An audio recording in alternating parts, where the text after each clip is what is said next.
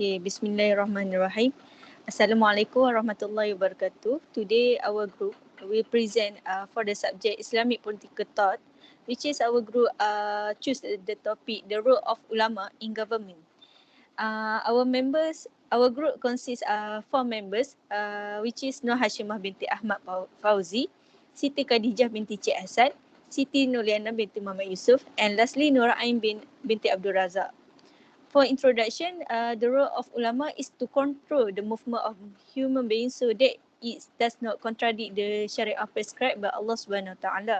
Everyone need to understand and believe that the role of ulama is the mainstay of life as interpreting every word of Allah Subhanahu Wa Taala, so that there is a feeling of love for the dakwah effort brought by the Prophet Muhammad SAW. In the age of globalization, no one can deny that the role of the ulama is increasingly large and challenging. Today, people like to asking and not just to be observer and listener. Ulama is no longer a foreign words.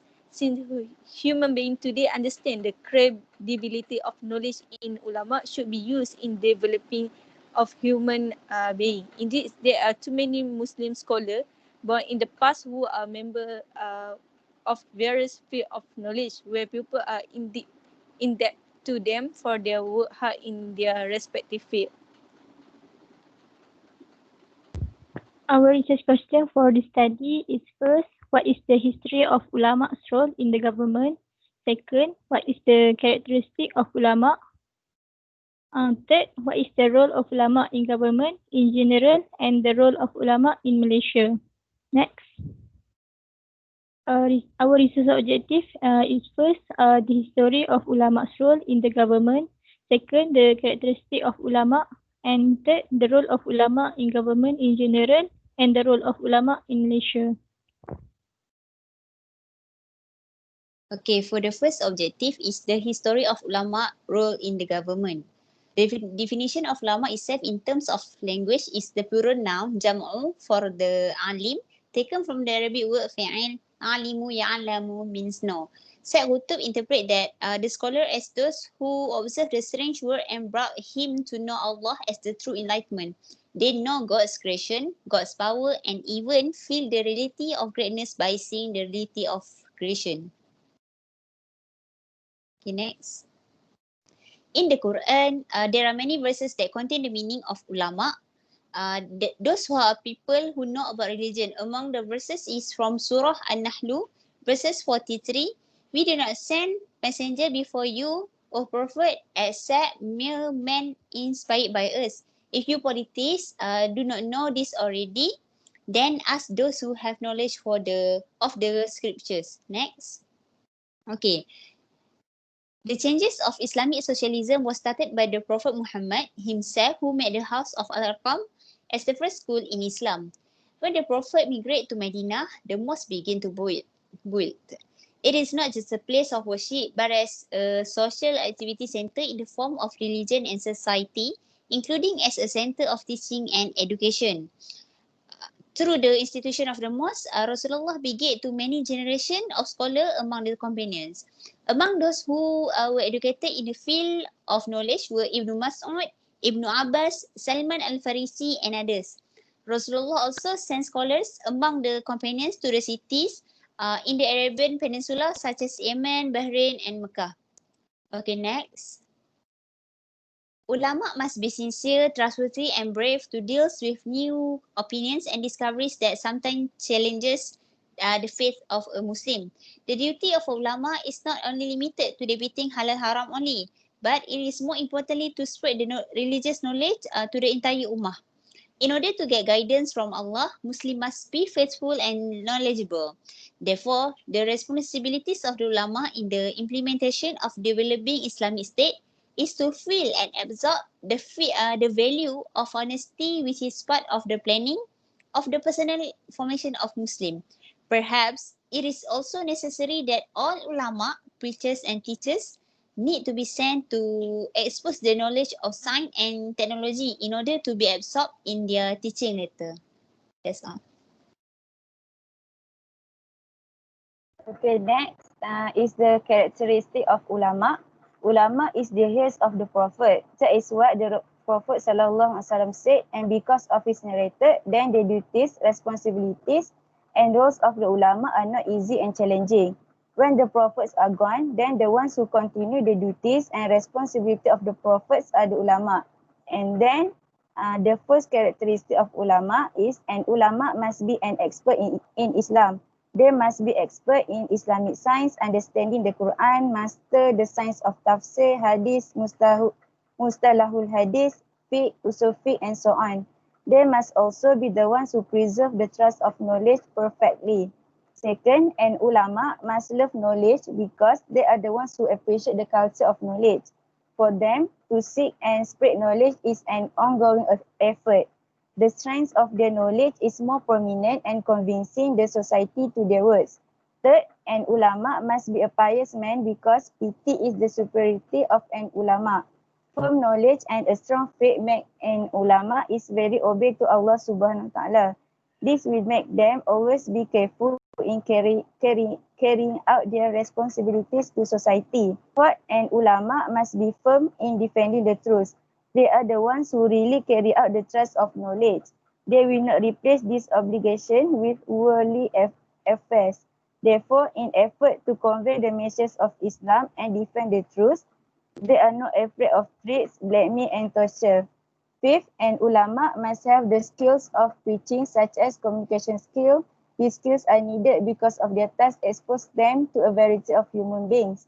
Another skill that an ulama must have is eloquence and wisdom in discussing and debating. The last characteristic is that an ulama is to practice the knowledge that they have. Therefore, all their actions must be in line with what they have. The real scholars are not those who only know how to tell others to do good, but they do not do it. Then they can make themselves an example to society. Next.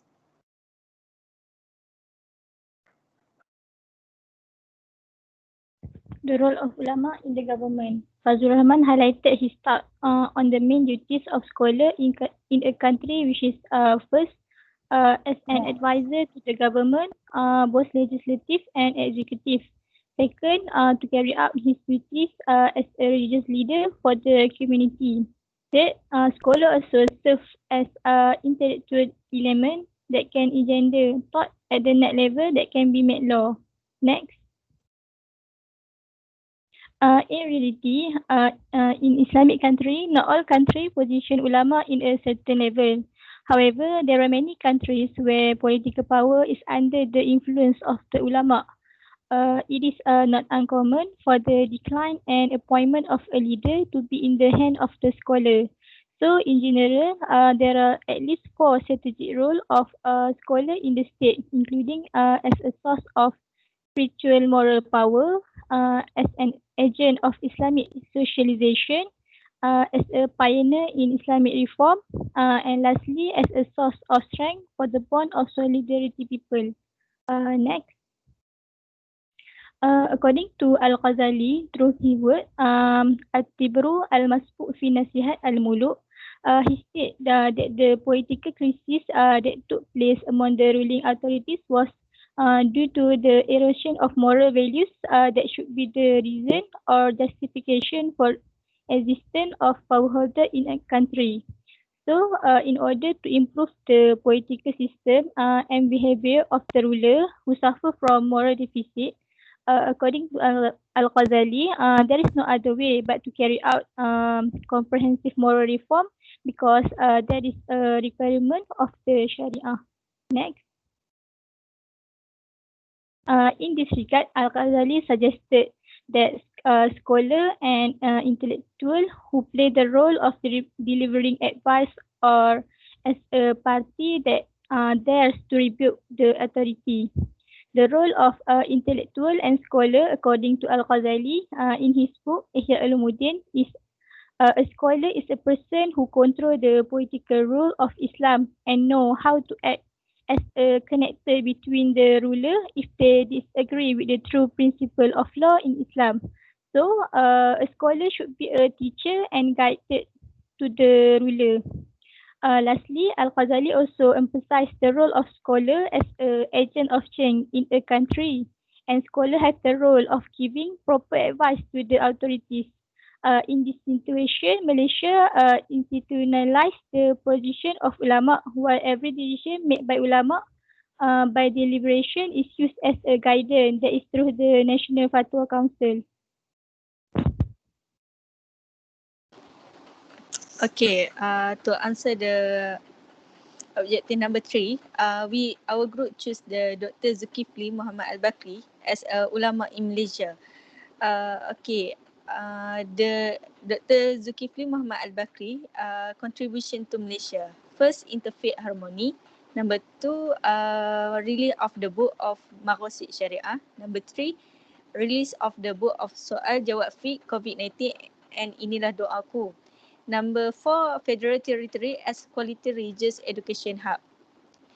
The Mufti of Federal Territory, Global Unity Network and the AHMAD Shop of Kuala Lumpur brought together Dr. Zulkifli and Julian Leo Ben Kip, Chief Priest of Kuala Lumpur. In this meeting, they discussed different topics. Numerous issues were addressed, including the notion of community diversity, equality and inter-religious respect. And others meeting Friendship Community for Interreligious Survey, FGIS, with Dr. Zulkifli. In this meeting, their goal is to explore and briefly explain to the moods and value of their respective religion and achieve unity and harmony in navigating nation existing as a plural society. Dr. Zulkifli say in the tradition of fiqh at-ta'ayushi relate to the interreligious relation. The office of the Mufti of Federal Territory to a parallel approach to the manhaj of Al-Azhar University, which among others stress the problem of the religious freedom and no coercion. Number 2, the book of Maqasid Syariah. Dr. Zulkifli has also launched 2 books published by Jakim Maqasid Syariah Division entitled Minda Maqasid and Model Program Executive Tadbir Urus Berteraskan Maqasid Syariah. Maqasid Syariah is very important as an approach to plan policy that in accordance with Syarak. This was emphasized by Imam Haramat Al-Juwaini in his book Qiyad Al-Umam fi Al-Tayyad Al-Zulam. He expressed his concern about the issue of the dereliction of the civilization of the Muslim community in terms of Islamic scholarship, intellectualization and politics. According to him, the only way to get out of this problem is to develop a universal Maqasid Syariah. Number 3, the book of Soal Jawab Fiqh COVID-19 and Inilah Doaku. Dr. Zulkifli Muhammad Al-Bakri produced 2 new books entitled Soal Jawab Fiqh COVID-19 and Inilah Doaku, which can be used as a guide to the community. This book published by the Minister of Office at JPM will distribute free of charge for hard copy, while online copy in PDF format can be downloaded from the website. This book brings together a variety of frequently asked questions related to the law and problem faced by community during COVID-19 outbreak. Among the issues discussed in this book is about the Friday prayer, obligatory prayer, azan, wedding fest, rules of shaking hand during COVID-19 and funeral prayer. And lastly, Federal Territory as a quality religious education hub. Dr. Zulkifli want to produce Islamic scholar who are skilled in religious knowledge. Then the idea of establishing Pondok Modern Al-Baghirah.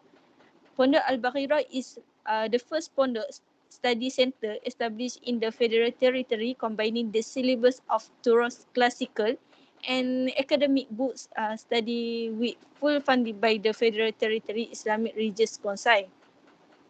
Their objective is to produce ulama Rabbani and field Islamic expertise in various disciplines such as Sharia, fiqh, morality and others. In addition to studying the books of Torah in the form of transformation and modern. And lastly, to produce faqih who is preacher so that the needs to study the books of Torah in the form of transformation and modern and at the same time emphasize the personality and knowledge of previous scholars so that the blessing of knowledge always exists. Since Pondok Modern Al-Baqirah his own idea, the student studies under the full supervision of he as the Mufti of the Federal Territory. Okay. Okay, lastly, as a conclusion, firmly that the roles of ulama leaders should be held, combined and integrated in all governance mechanism in the formation of the best ummah, khairah ummah. Leadership from the Islamic perspective focus on the ulama leaders as leaders in political survival is the trust of Allah Subhanahu Wa Taala that will be questioned in the courts of Allah. Therefore, it should be played as best as possible in order to obtain a good reward in the sight of Allah Subhanahu Wa Taala. Thank you.